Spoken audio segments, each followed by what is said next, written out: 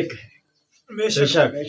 اچھا، یہاں پر ایک سوال کر کے اپنی گفتگو ختم کر رہا ہوں۔ میں نے کہا میں نے پیغام دینا ہے۔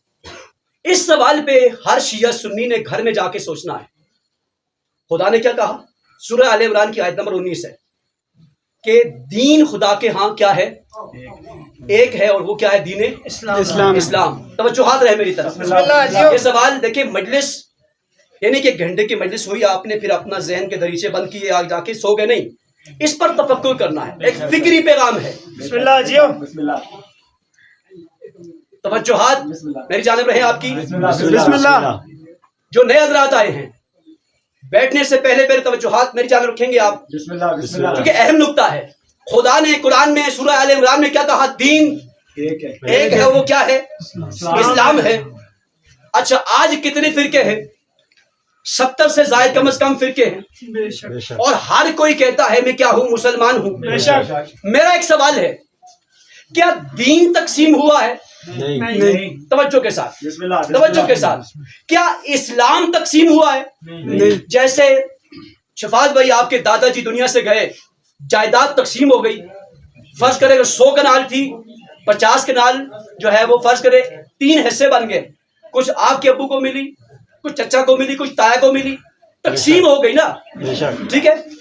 لیکن دین اسلام آج بہت سارے فرقے اپنے آپ کو مسلمان کہہ رہے ہیں، تو کیا دین اسلام تقسیم ہوا ہے؟ فرض کریں ہم کہیں کہ 10% اسلام سنی کے پاس ہے، فرض کریں 20% شیعہ کے پاس ہے، فرض کریں 40% دیوبندی کے پاس ہے، کیا دین اسلام تقسیم ہوا ہے؟ اگر دین اسلام تقسیم نہیں ہوا تو پھر یہ اگر فرقے ہیں ان سب میں تو دین اسلام ہو نہیں سکتا، تو پھر دین اسلام ہے کہاں؟ سبحان اللہ۔ یا کہیں کہ دین اسلام ختم ہو گیا تو ختم نہیں ہو سکتا، خدا کی گارنٹی ہے۔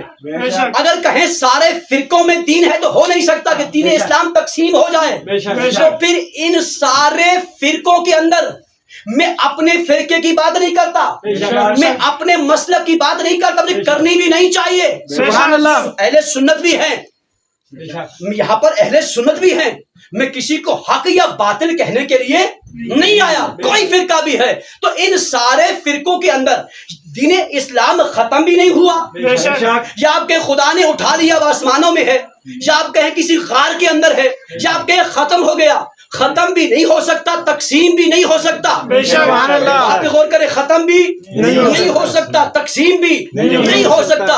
اس کا مطلب کیا ہے؟ اس کا مطلب یہ ہے کہ موجودہ سارے رستوں کے اندر کوئی ایک ایسا مکتب ہے جو فرقہ نہیں، جو اسلام ہے۔